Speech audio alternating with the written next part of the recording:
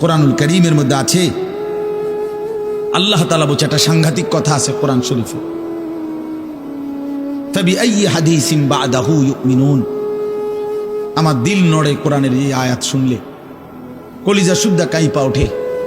আল্লাহ তাআলা কোরআনে বলছে, এই 29 পারার মধ্যেই আছে, সূরা মুরসালাতের মধ্যে আল্লাহ তাআলা বলে, বান্দা 23 বছরে আমি আমার রাসূলের কাছে এই সর্বশ্রেষ্ঠ কিতাব নাজিল করলাম, আমার সবচেয়ে শ্রেষ্ঠতম কথাগুলো আমি তোমাদের জন্য দিলাম। বান্দা, এর চাইতে আর দামি কোন কথা বললে তোমরা আমার কথা মানতা? বুঝেন নাই? ফাবিআইয়ি হাদিস, ফাবিআইয়ি হাদিস। আল্লাহ বলছে, বান্দা এরপরে আর কি বললে, এর চাইতে দামি কথা আর কোনটা বললে, আর কোন কিতাব নাজিল করিলে, আর কেমনে বললে? ফাবিআইয়ি হাদিসিন বা'দাহু ইউমিনুন। আর কিভাবে বললে বান্দা ঈমান আনতা, বিশ্বাস করতা? আকিমুস সালাহ, আকিমুস সালাহ 80 বারের চাইতে বেশি বলছি আমার কোরআনে, আর কতবার বললে আমারে সেজদা দিতা? ইত্তাকুল্লাহ, ইত্তাকুল্লাহ বারবার বলেছি, আল্লাহকে ভয় করো, আর কতবার বললে বান্দা আমারে ভয় করতা? কতবার বলছি? আল্লাহ বলবেন।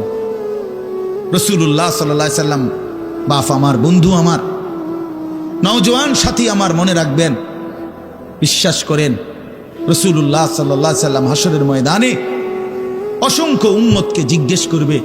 এই আমলনামা যখন দেখবে, প্রত্যেকটা উম্মত তার নিজ নিজ আমলনামা, রাসূলুল্লাহ সাল্লাল্লাহু আলাইহি সাল্লাম দেখবেন। এই আমলনামা দেখে নবী জিজ্ঞেস করবে, উম্মত 23টা বছর একটানা আমি কেঁদেছি, উম্মত 23 বছর তোদের জন্য আমি কেঁদেছিলাম। এমনও রাত গেছে, সারা রাত উম্মতের জন্য আমি কেঁদেছি, সারা রাত দোয়া করছি উম্মতের জন্য। তায়েফের পাথরের আঘাতে পিঠ চালনির মতো ছিদ্র বানায় ফেলছি, পেটের কষ্টে, ক্ষুধার কষ্টে 14 দিনের চাইতে বেশি পেটে 2টা পাথর বাইদা ক্ষুধার কষ্ট হজম করছি। উহুদের দান শহীদ করা রক্তে আমি বয়ান শুরুতেই বিশেষভাবে অনুরোধ করছি, বয়ানটি অবশ্যই আপনারা শেষ পর্যন্ত মনোযোগ দিয়ে শুনবেন এবং হুজুরের কথাগুলো খুব ভালোভাবে বোঝার চেষ্টা করবেন। এই বয়ান থেকে আপনি আমল করার চেষ্টা করবেন।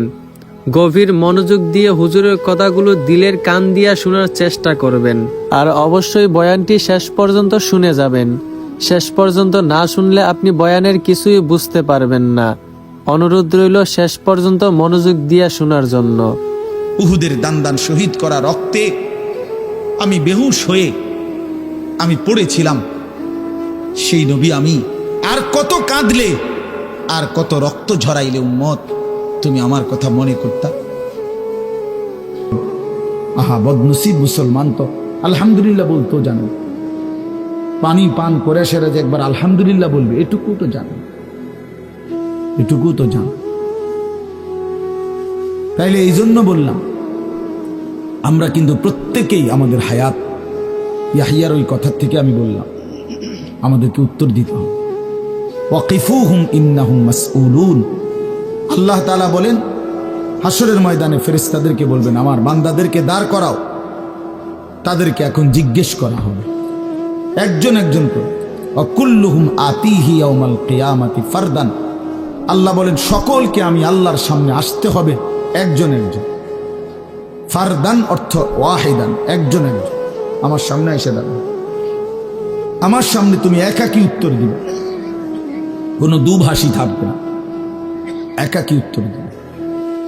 কোরআনুল কারীমের এই সূরাটি 99 নম্বর সূরা। 114টি সূরা কোরআন শরীফে, তন্মধ্যে এটা হলো 99 নাম্বার, 30 নাম্বার পারা। পুরা কোরআনুল কারীমের মধ্যে মোট 30 পারা। এই মোট 30 পারার মধ্যে এটা হলো 30 নাম্বার পারার সূরা, 99 সূরা নাম্বার।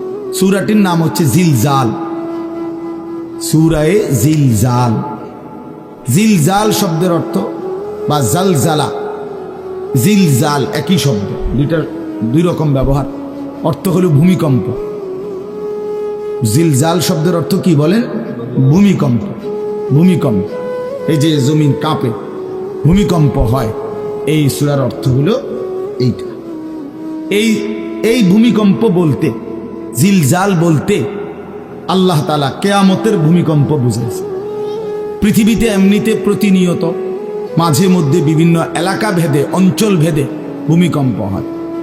হ্যাঁ, আধা মিনিট, 30 সেকেন্ড, 40 সেকেন্ড, 50 সেকেন্ড, কিংবা তার চাইতে সামান্য কম বেশি এরকম সময় ভূমিকম্প হয়। এতেই বহু ক্ষয়ক্ষতি হয়। যখনই যেখানে কোথাও ভূমিকম্প হয় তো সেখানে অনেক ক্ষয়ক্ষতি হয়, ঘর বাড়ি বিভিন্ন কিছুর অনেক ক্ষতিগ্রস্ত হয়। কিন্তু আল্লাহ তাআলা বলেন একটি চূড়ান্ত ভূমিকম্প আছে, যেই ভূমিকম্পটা যখন হবে তখন একসাথে আল্লাহর সৃষ্টি পুরাটা জমিন একসাথে ভূমিকম্প হবে।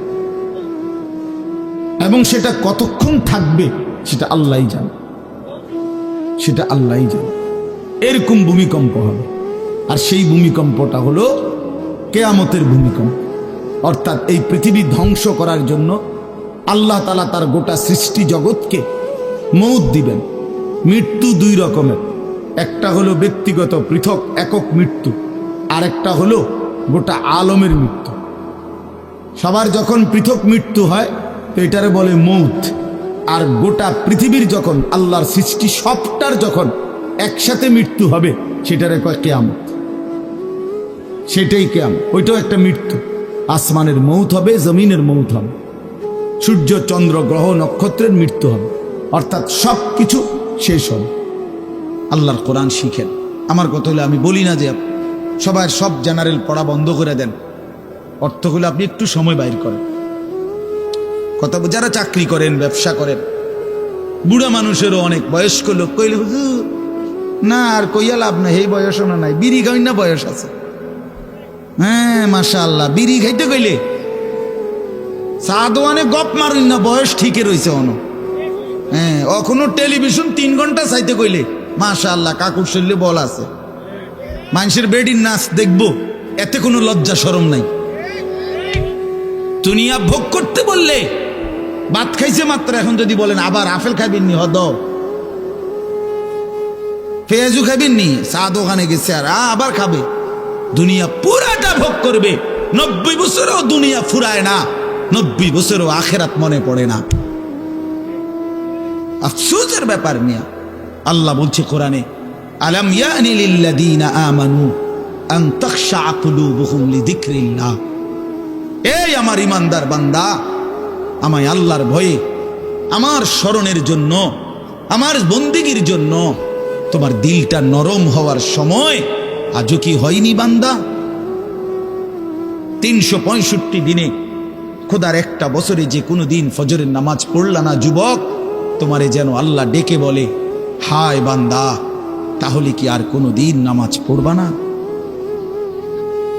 30 বছর ধরে যে কোনো দিন সুদের লেনদেন ছাড়লেন না, হারাম রোজগার করেই গেলেন, আল্লাহ তাআলা যেন ডেকে বলে, বান্দা, তাহলে এই নাফরমানি কি আর কোনোদিন ছাড়বা না বান্দা?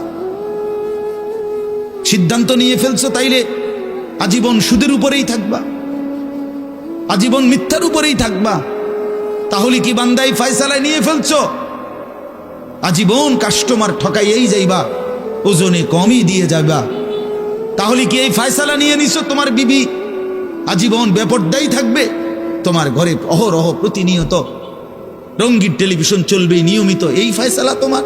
ঠিক আছে বান্দা, কুলু ওয়া তামাত্তাউ কালিলান ইন্নাকুম মুজরিমুন। কোরআন শরীফের আয়াত। আল্লাহ বলছে, নাফরমান বান্দা, খাও, দুনিয়া ভোগ করো কিছুক্ষণের জন্য, শুধু মনে রেখো ইন্নাকুম মুজরিমুন, তুমি কিন্তু পাপী। এই কথাটা শুধু মনে রাখো, বাকিটা পরে হইব, ভাত খাও। হ্যাঁ হ্যাঁ, কোরআন শরীফের আয়াত এটা।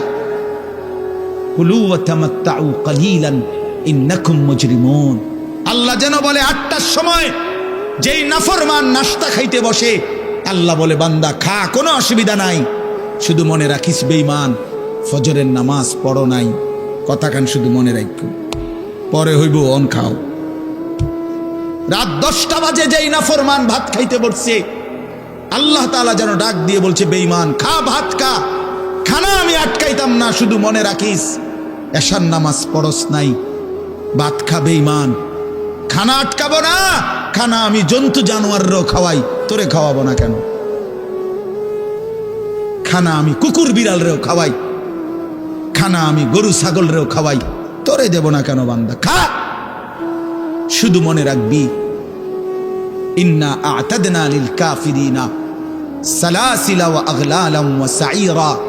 আল্লাহ বলে প্রতিটা নাফরমানের জন্য আমি রেডি রাখছি আগুনের শিকল এবং আগুনের বেড়ি এবং জাহান্নামের আগুন। 1 নাম্বার 70 জিরাআন, 70 হাত লম্বা আগুনের শিকল দিয়ে জাহান্নামীকে হাসরের ময়দানে আল্লাহর ফেরেশতা বাঁধ দিবে।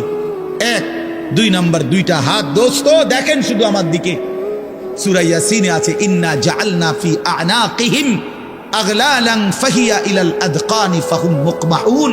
এটার অর্থ হলো এই যে হাসরের ময়দানে প্রত্যেকটা পাপী নাফরমানকে ফেরেশতা 2 হাত আলগি দিয়া এইভাবে ঘাড়ের সাথে বাঁধ দিয়া ধইরা এই 2 থুতনির নিচে 2 হাত এভাবে দিয়া এইভাবে বাঁধ দিয়া রাখবে।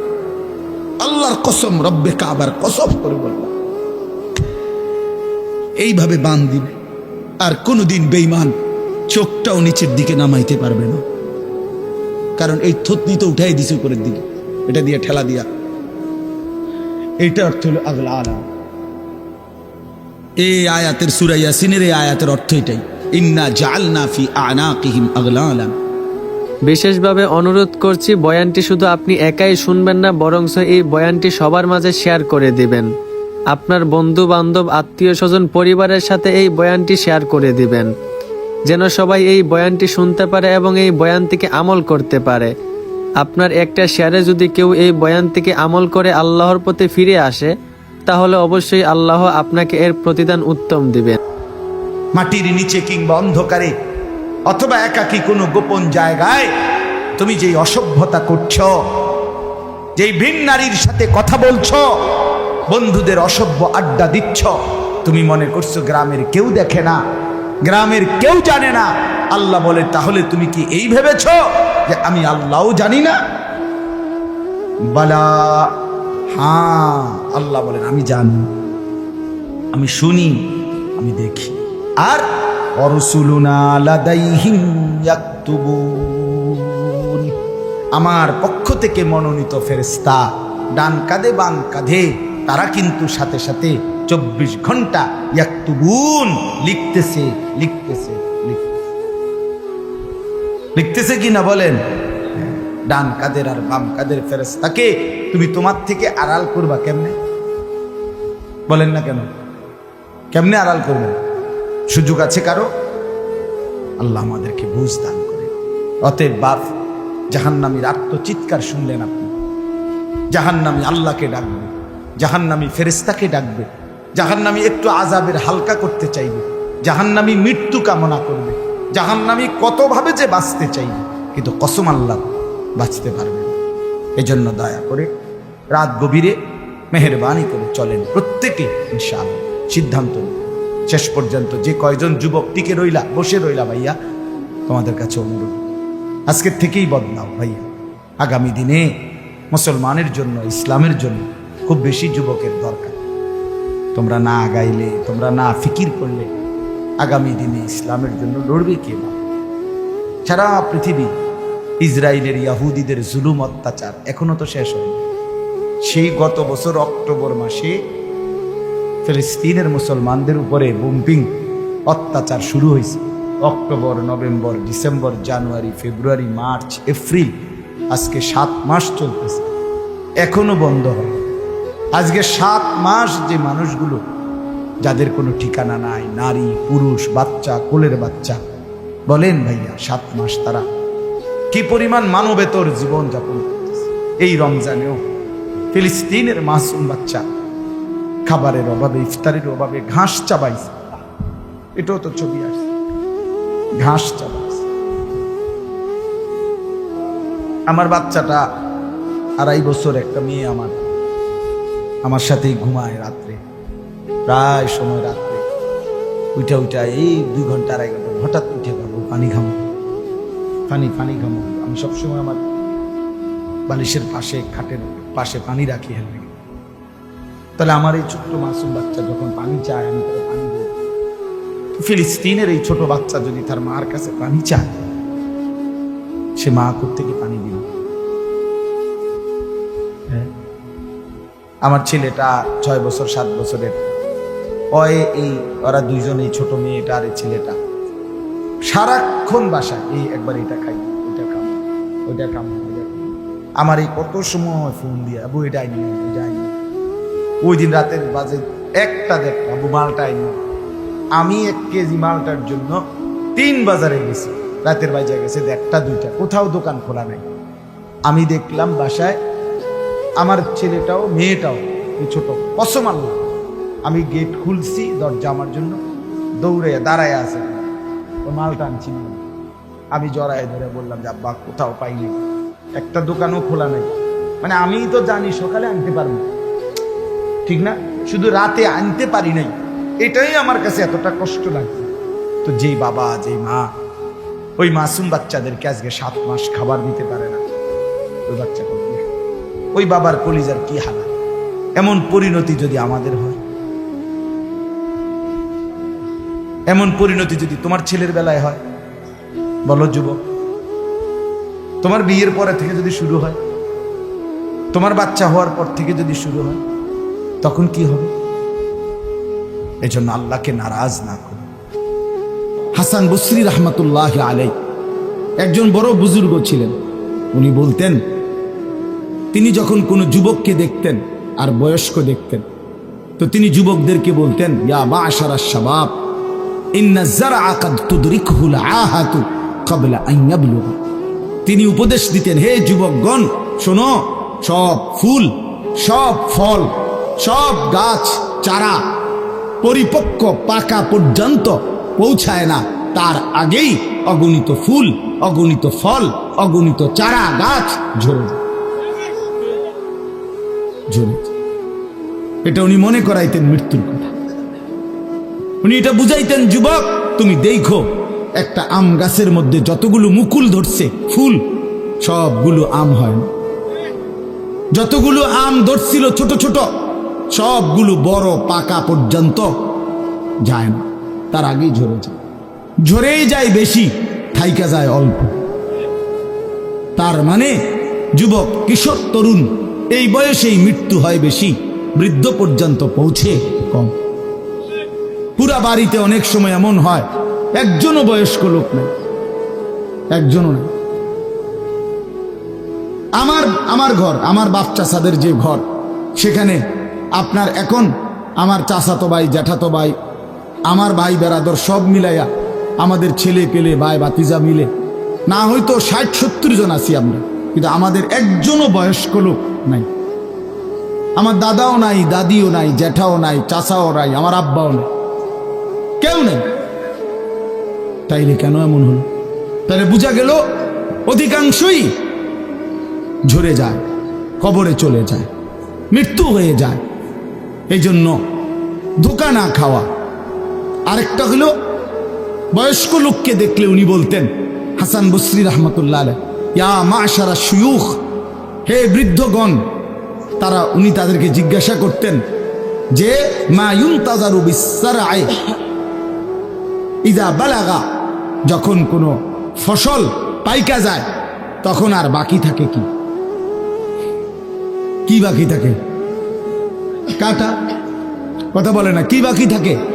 ক্বালু আল হাসাদ, বা কাটাটা বাকি থাকে, পাইকা তো গেছে।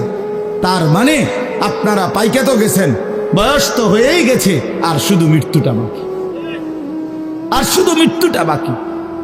তাইলে যুবককে বলতেন, তুমি ভেবো না তুমি বৃদ্ধ হবা, কারণ অসংখ্য ফুল তো আগেই ঝরে যায়, অসংখ্য ফল তো আগেই ঝরে যায়, অসংখ্য গাছ তো আগেই ঝরে যায়। আবার বৃদ্ধকে বলতেন যে আপনার তো আর কিছুই বাকি নাই, আপনি তো পাইকেই গেছেন, এখন শুধু কাটা, কবর, মৃত্যু ছাড়া আর বাকিটা কি? তাহলে মৃত্যু ভুলে না যাওয়া, মৌত ভুলে না যাওয়া, রাসূলুল্লাহ সাল্লাল্লাহু আলাইহি ওয়াসাল্লাম বলেন, কাফা বিল মাউতে ওয়াইজান। নবীজি বলেন, কোনো মানুষ যদি মৃত্যুর কথা স্মরণ করে তার ওয়াজের জন্য, নসিহতের জন্য এটাই যথেষ্ট, এটাই যথেষ্ট। আমরা কিতাবে পড়ছি হযরত ওমর রাদিয়াল্লাহু তাআলা আনহু, এত বড় সাহাবী, উনি বলতেন, কুল্লা ইয়াউমিন ইউকালু মাতা ফুলান মাতা ফুলান ওয়ালা বুদ্দা মিন ইয়াউমিন ইউকালু মাতা ওমর। তিনি বলতেন, হায় শোনো, প্রতিদিন ঘোষণা হয় আজ অমুকের মৃত্যু হলো, অমুকের মৃত্যু হলো, অমুকের মৃত্যু হলো। অচিরেই একদিন ঘোষণা হবে আজ ওমরের মৃত্যু হলো, আজ ওমরের মৃত্যু হলো। উনি বলেন, এই ঘোষণা শুনবে খুব দ্রুত একদিন। ছেলেরা আমার, দোস্ত আমার, বাপ আমার, বন্ধু আমার, আপনি হাসলেও কবরে যাইতে হবে, কাঁদলেও কবরে যাইতে হবে। রাজপ্রাসাদের ওই অট্টালিকাতে যে থাকে সেও একদিন মরে যাবে, জীর্ণ কুঠিরে কুড়ে ঘরে যে থাকে সেও মরে যাবে। জীবনে যে কোনোদিন সুখ দেখে নাই, দুঃখের সাগরে, তারও মৃত্যু হবে। জীবনে যে কোনোদিন দুঃখ দেখে নাই, সুখের সাগরে ভাসছিল, তারও মৃত্যু হবে, সেও মরে যাবে। কবর নিশ্চিত, কবর নিশ্চিত। আমিন ওয়ারাইহিম বারযাখুন ইলা ইয়াউমি ইউবআসুন। আল্লাহ তাআলা মৃত ব্যক্তিকে বলবে, বান্দা, কোরআন শরীফের আয়াত, এখন থেকে নিয়ে ইসরাফিলের ফুঁতে হাসরের ময়দানে উঠানো পর্যন্ত বারযাখ মানে কবরের জীবনে পড়ে থাকো। ভেবে দেখেন, ভেবে দেখেন, শুধু 1 মিনিট। আমিও ভাবি, আপনিও ভাবেন। হাদিসের মধ্যে আছে, মা বাইনান নাফখাতাইন 40। ইসরাফিল প্রথম ফু দিলে জমিনের সবকিছু মাটির নিচে চলে যাবে। দ্বিতীয় ফু দিলে মাটির নিচ থেকে আবার সবাই উঠে হাসরের ময়দানে দাঁড়াবে। তো নবীজি সাল্লাল্লাহু আলাইহি সাল্লাম বলছে, এই 2 ফুঁয়ের মাঝখানে ব্যবধান হবে 40। তো মুহাদ্দিসিনে কেরাম, ওলামায়ে কেরাম বলেন, কেউ কেউ এই 2 ফুঁয়ের মাঝখানে ব্যবধান হতে পারে 40,000 বছর। তাহলে ধরে নেন, সর্বশেষ যেই লোকটা কবরে গেছে, যদি তার কবরে আযাব হয়, তাহলে তার কবরের আযাব ভোগ করতে হবে 40,000 বছর। এবার বলেন তো, এখন যারা মরতেছে, এবার বলেন তো রাসূলুল্লাহ সাল্লাল্লাহু আলাইহি সাল্লামের জামানায় যারা মারা গেছে, এবার আরো পিছনে যান, ইব্রাহিম আলাইহিস সালামের জামানায় যারা মারা গেছে, এবার আরো পিছনে যান, নূহ আলাইহিস সালামের জামানায় যেই অবিশ্বাসী বেঈমানগুলো মারা গেছে, তারা আজকে কত বছর যাবত কবরে আযাব ভোগ করতেছে। বুঝছেননি আমার কথাটা? হ্যাঁ, কোরআন শরীফে আছে, ওমান আ'রাযা আন যিকরি ফাইন্না লাহু মাঈশাতান যানকা ওয়া নাহশুরুহু ইয়াওমাল কিয়ামাতি আ'মা। আল্লাহ বলেন, আমার স্মরণ থেকে যে মুখ ফিরায় নিল, আমার বন্দিগি, আমার ইবাদত, আমার হুকুম পালন, আমি তার জীবন করে দেব সংকীর্ণ, এবং তার হাসরের ময়দানে উঠাবো অন্ধ। এই জীবন সংকীর্ণ করার একাধিক তাফসির, এর মধ্যে একটা তাফসির হলো এইটা, যে আল্লাহ জীবন সংকীর্ণ করে দিবে মানে তার কবরের মধ্যে তার কবরটাকে একেবারে সংকীর্ণ করে দিবে। আল্লাহ রাসূল বলছে, নাফরমানের কবর রাইখা যখন ফেরেশতা চলে যাবে, কবর ডান পাশের মাটি তারে একটা চাপ দিবে বাম দিকে, বাম দিকের মাটি এক ডান দিকে। আল্লাহর কসম, ডান পাশের হাড্ডি পাঁজর ভাঙ্গা ডান দিকে বাম দিকে চলে যাবে, বাম দিকের হাড্ডি পাঁজর ভাঙ্গা। রাসূলুল্লাহ সাল্লাল্লাহু আলাইহি ওয়াসাল্লাম বলছে, বন্ধু দেখেন, হাত্তা তাখতালিফা আদলাউহু, এই 2 আঙ্গুল যেভাবে এভাবে একটার ভিতরে ঢুকে গেছে, খোদার কসম, ডান পাশের হাড্ডি পাঁজর, বাম পাশের হাড্ডি পাঁজর এইভাবে একটার ভিতরে ঢুকে যায়। এটার অর্থ এটা। হ্যাঁ, রাসূলুল্লাহ সাল্লাল্লাহু আলাইহি সাল্লাম একদিন হযরত বারা ইবনে আযিব রাদিয়াল্লাহু তাআলা আনহু থেকে বর্ণিত, নবীজি একদিন এক সাহাবীর জানাজা পড়তে গেছেন। জানাজা পড়তে গিয়ে খালি কবরের সামনে কিছুক্ষণ দাঁড়াইছেন। তখনও ওনারে কবরে রাখে নাই, জানাজাও পড়ায় নাই। নবীজি আগে গিয়া কবরটার সামনে দাঁড়াইছে। হযরত বারা ইবনে আযিব বলেন, আমরা নবীজির সাথে ছিলাম। আল্লাহর নবী সাল্লাল্লাহু আলাইহি সাল্লাম কবরের খালি এই কবরে দেখা অঝরে কাঁদতে শুরু করছে। আমরা সবাই সাহাবীরা নবীজির সাথে কাঁদতে শুরু করলাম। অনেকক্ষণ কাইদা নবীজি চোখের পানি মুইছা আজীব কথা বলছে নবী। রাসূলুল্লাহ সাল্লাল্লাহু আলাইহি ওয়াসাল্লাম সাহাবীদেরকে লক্ষ্য করে বলছে, ইয়া ইখওয়ানি লিমিসলি হাদা ফাআইদ্দু, আমার বন্ধুরা, আমার সাথীরা, এই কবরে যাওয়ার জন্য তোমরাও রেডি হও। আহা, আপনারা জানেন না, আপনাদের এক এক ছেলের অবস্থা হলো কলিজাটা পাথর হয়ে গেছে। কোন কিছুই তার কলিজা নাড়ায় না। এত শক্ত জানোয়ার যে খোদার 365 দিনে কোনো দিন ফজরের নামাজ পড়ে না, একদিনও না। মানুষের বাচ্চা এত বড় জানোয়ার হয় কেন? আরে তুই কোন মানুষের বাচ্চা? তুই কোন মার দুধ খাইলি? না ফরমান, কেমনে মানুষ হইল? এটা কি ধরনের মানুষ? একদিনও নামাজ পড়ে?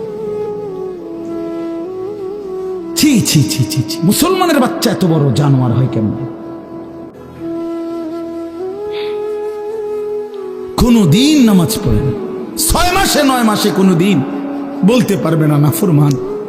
কোনদিন 5 ওয়াক্ত নামাজ পড়ছে কিনা? হায় হায়, এত বড় অসভ্য। মায়ের সন্তান হয় কেন? বাবার সন্তান হয় কেন? চিন্তা কর, কোনো কিছুই ছেলে পেলেদের হালাত হলে এই পরিমাণ লাগাম ছাড়া কিসের মা কিসের বাবা, কে তার মা কে তার বাপ, কে কি তার ধর্ম, তার আল্লাহ কে, তার রসুল কে, তারে বানাইছে কে, আসছে কোত্থেকে, কেন আসছে, কি করতেছে, কি করছে, কিচ্ছুর খবর, কিচ্ছুর খবর। আসে, হাঁটে, বুট খায়, বন খায়, মোবাইল টিপে, খারাইয়া মতে, বইয়া মতে, বন্ধু বান্ধবদের সাথে আড্ডা দেয়, মেয়ের পিছনে ঘুরে, অসভ্য অশ্লীল কথাবার্তা বলে। এটা কি একটা জিন্দিগি হলো? ভেবে দেখেন। ওফ, কোন সুস্থ স্বাভাবিক মানুষ এমন হয়? বলো ভাইয়া, বলো। রাগ করো না বাপ, কে তোমা করে মনে করাই দিবে? কেউ মনে করে। হা, বাবা আমারও ফিকির শেষ, শুধু টাকা রোজগারের ফিকির। দেশে থাইকা পারো, নইলে বিদেশ গিয়া পারো, কোনো না কোনো ভাবে পয়সা রোজগার করো। টাকা রোজগার করলে মা বাপ খুশি, টাকা রোজগার না করলে না অখুশি। খালাস। এরপরে ইমান আছে কিনা, ইসলাম আছে কিনা, নামাজ আছে কিনা, কোরআন আছে কিনা, আল্লাহ চিনে কিনা, হালাল হারাম কিনা, জায়েজ না জায়েজ না, এত কিছু আমার দরকার। ফুতেরে জিগায় না যে ফুত কামাই যে করতেছ, কি হালাল কামাই করো না হারাম? না, এত কিছুর দরকার কি? টাকা দিতেছে, খাইতেছে, ঘুমাইতেছে, বিল্ডিং করতে আসে, জমি কিনতে আসে, আপেল মালটা খাইতেছে। এক ছেলে আমারে নিজে বলছে, আমি সবার ব্যাপারে বলি না, এক ছেলে আমারে নিজে বলছে, হুজুর আমি একটা দেশের নাম বলছে, যেই দেশে আমার কর্মটা ছিল, চলে আসছে ওই দেশ থেকে। আমার বলছে, হুজুর আমার কর্মটা হলো এই, মদের বার, মদের হোটেলে নারী পুরুষ উলঙ্গ জিনা ব্যভিচার করে, আমার দায়িত্ব শুধু পাশে দাঁড়িয়ে মদের বোতল নিয়ে দাঁড়ায় থাকা, যতবার তারা চায় অতবার তাদেরকে মদ গ্লাসে ঢেলে দেওয়া, তাদের হাতে তুলে দেওয়া। এর বিনিময়ে আমার মাসে বেতন 2 লাখ টাকা। মুসলমান, মুসলমান, মুসলমানের সন্তান, বাংলাদেশের সন্তান। তো এই টাকা যখন বাবা খাচ্ছেন, বিল্ডিং করতেছে, কোনো টেনশন নাই। আমি আবারও বলছি, আমি সবার জন্য বলি না, ওই বলছে দেখে অট্টা কইছি, কথা বুঝছেন না? আমি তো নাম ঠিকানা বলি না। এই জন্য আমার বাপ, ডাক দিয়েন না, ডাক দিয়েন না, একজনও ডাক দিয়েন না, অসভ্যরে ডাক দিয়েন না। হ্যাঁ হ্যাঁ, ডাক দিবেন কেন? হাইওয়ানকে ডাক দিবেন কেন? শুনেন, আপনারাই শুনেন, এত এত মানুষ শুনতে হবে না, কোনো অসুবিধা নেই, কোনো অসুবিধা নেই। আমি তো এটাই বুঝাইতে চাইতেছি। প্রত্যেকটা মানুষ আজকে মুসলমান, আমরা ঘর দেখায়, ফার্নিচার দেখায়, বিল্ডিং দেখায়, শুধু দোয়া করেন, ঘরটা করছি শুধু দোয়া করে। কিতা দোয়া করতে হবে না, কিতা দোয়া করতে, বিল্ডিং এর দোয়া কিতা, আবার ইট বালুর লেগে দোয়া করে লাভ কি বেড়া। হুজুর মোটর সাইকেল কিনছি, শুধু দোয়া করে দেন, কিতা দোয়া করতো, কি মোটর সাইকেলের দোয়া কিতা, আজীব লাগে না বাস্তব। এগুলো ছাদ ডালাই দিম আজকে, শুধু দোয়া করে দেন, ছাদ ডালাই দোয়া। ওটা ছাদ ডালাই করে, ওটার ফুতে মোবাইলে অশ্লীল উলঙ্গ ছবি দেয়। ওটার সন্তান উনি দাঁড়াইয়া রয়েছে মিস্ত্রির সামনে, ওনার গাম ভাইয়া ভাইয়া পড়তেছে ছাদ ডালাইয়ের দিন, আর অসভ্য জানোয়ার সন্তান বন্ধুদের সাথে উলঙ্গ ছবি দেখতেছে। ওই জানোয়ারের জন্য উনি ছাদ ডালাই দিতেছে। তো এভরিওয়ান, বয়ান শেষে আপনাদের কাছে একটা অনুরোধ রাখলাম, যদি আপনাদের কাছে বয়ানটি ভালো লেগে থাকে তাহলে অবশ্যই ভিডিওতে একটা লাইক করে দিবেন। আর হুজুরের বয়ান আপনাদের কাছে কেমন লাগে অবশ্যই ভিডিওর কমেন্ট বক্সে কমেন্ট করে জানাবেন। আর আপনি যদি আনিসুর রহমান আশরাফি হুজুরের ভক্ত হয়ে থাকেন, যদি আনিসুর রহমান আশরাফি হুজুরের বয়ান প্রতিনিয়ত পেতে চান, তাহলে অবশ্যই আমাদের এই যুবকের পরিবর্তন চ্যানেলটি সাবস্ক্রাইব করে রাখবেন।